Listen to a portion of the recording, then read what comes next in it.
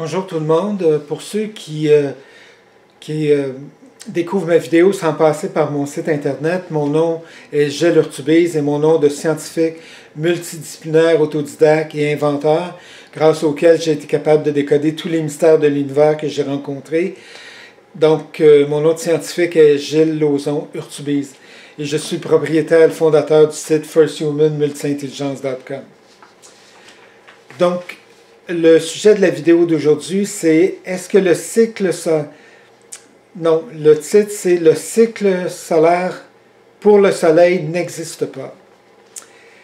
Donc, selon ce qui est admis et accepté par les autres scientifiques, un cycle solaire est une période de temps pendant laquelle l'activité du Soleil varie en reproduisant les mêmes phénomènes que pendant la période de même durée précédente.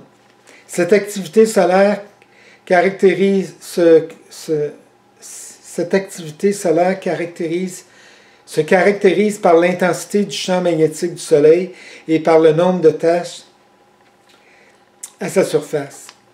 Vu de la Terre, l'influence du Soleil varie principalement selon une période journalière ou annuelle.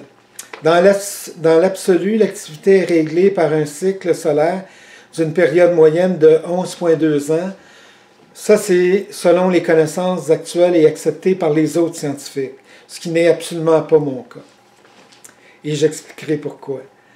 Et donc, voilà. Donc, d'une période moyenne de 12 ans, de 11,2 ans, d'un maximum au suivant, mais la durée peut varier entre 8 et 15 ans.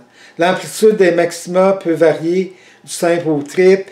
Le cycle de 11 ans a été déterminé pour la première fois par l'astronome amateur allemand Heinrich Schwab vers 1843.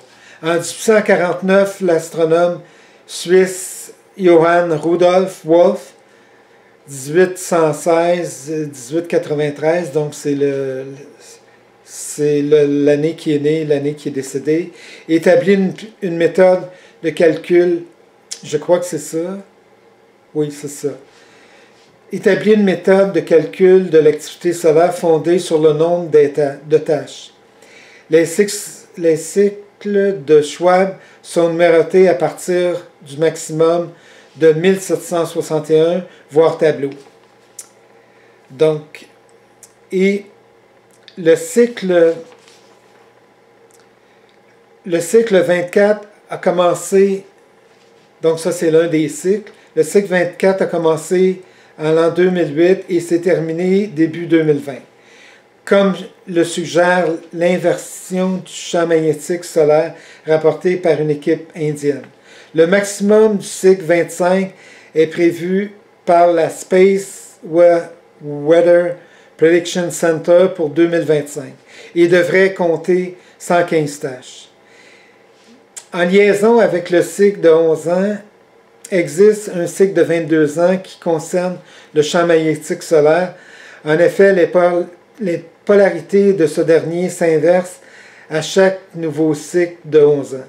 Un cycle de 179 ans peut être également mis en évidence en relation avec le cycle des planètes géantes gazeuses Jupiter et Saturne. Une théorie développée par Nelson en 1951, Takahashi en 1967, Biggs en 1967, Wood en 1968, Blizzard en 1969, Ambrose en 1971, Grand-Pierre en 1996 et Hong en 2007.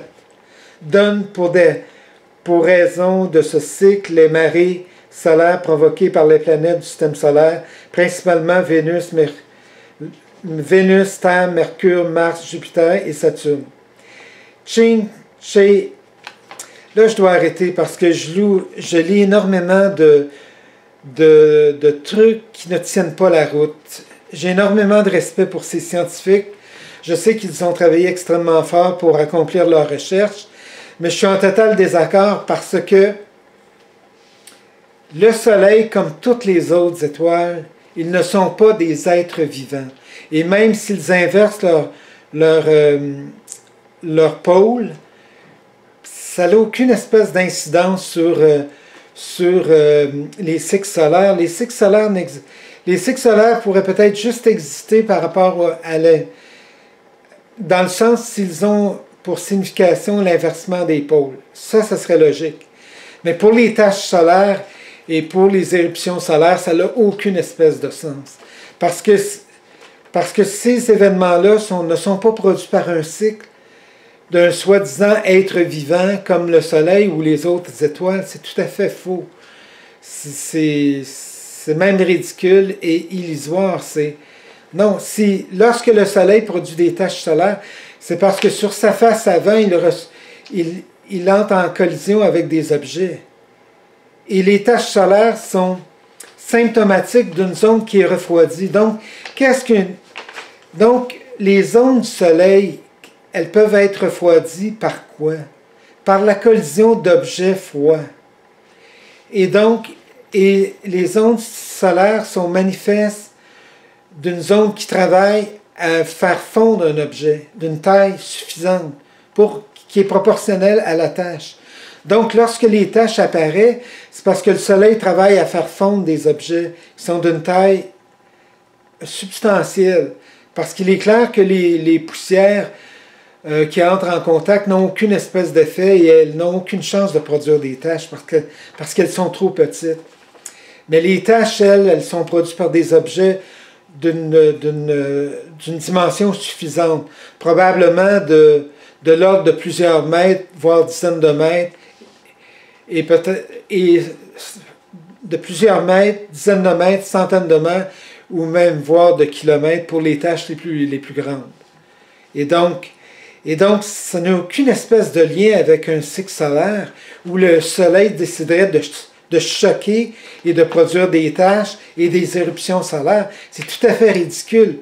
Le Soleil, lui, réagit lorsqu'il est heurté et blessé par des objets qui entrent en collision avec lui. Et là, pour se défendre, il fond les objets en produisant des taches solaires. Et quand les objets sont trop volumineux ou qui ont une consistance qui varie, cela peut avoir pour conséquence qu'il produit des éruptions de solaire à cause de ça. Parce que les éruptions solaires, il y en a, elles ne sont pas régulières, mais elles doivent survenir seulement dans des cas où de gros objets entrent en collision avec le Soleil. Et c'est ça la raison des éruptions solaires et des taches solaires, et aucunement un supposé cycle solaire où le Soleil déciderait de se fâcher, où son humeur changerait. Non, c'est ça les liens. Et donc, pour continuer, parce que j'ai quand même du respect, ces gens-là travaillent fort pour avoir accompli leur travail, même si je ne suis absolument pas en accord avec leurs travaux. Cependant, en tant que scientifique, je me dois quand même de respecter leurs efforts et leurs mérites et leur travail. Donc, je continue. Ici, c'est encore spécial, là. Donc, ici, on prétend que les taches solaires seraient dues aux effets de marée. Comment est-ce que des effets de marée sur Terre, alors que la Terre, sa taille, elle est minuscule par rapport au Soleil? Et donc, comment est-ce qu'une souris peut avoir une quelconque influence sur un éléphant? Même si la souris produirait des effets de marée, comment ces effets de marée, on sait que ce n'est pas le cas, mais comment les effets de marée d'un objet aussi petit peuvent avoir une quelconque influence sur un objet aussi immense que le Soleil? C'est tout à fait... Ça n'a pas de sens. Désolé, mais c'est trop... non, je ne peux pas accepter ça. Donc, même si je respecte les efforts des individus qui ont produit ces documents. Donc, Ching Chang-hong de la NASA a mis en évidence une relation entre la position des planètes productrices de marée, Tide Producing Planets, Mercure, Vénus, Terre et Jupiter, et 25 tempêtes solaires parmi les 38 plus importantes de l'histoire. La probabilité qu'une telle association soit due au hasard serait de seulement 0,039%. On a également isolé un cycle de 11 ans décrit par le groupe Vénus-Terre-Jupiter, correspondant au cycle des taches solaires. Wolf a également remarqué un cycle de variation des maxima d'une période de 90 ans. Donc, j'en reviens à ma conclusion. Moi, à partir du moment où j'ai décodé une bonne partie de l'univers et surtout les étoiles comme le Soleil, ça a été extrêmement facile pour moi de réaliser que le cycle solaire, dans le sens de la production de taches et d'éruptions, était tout à fait illogique et sans fondement.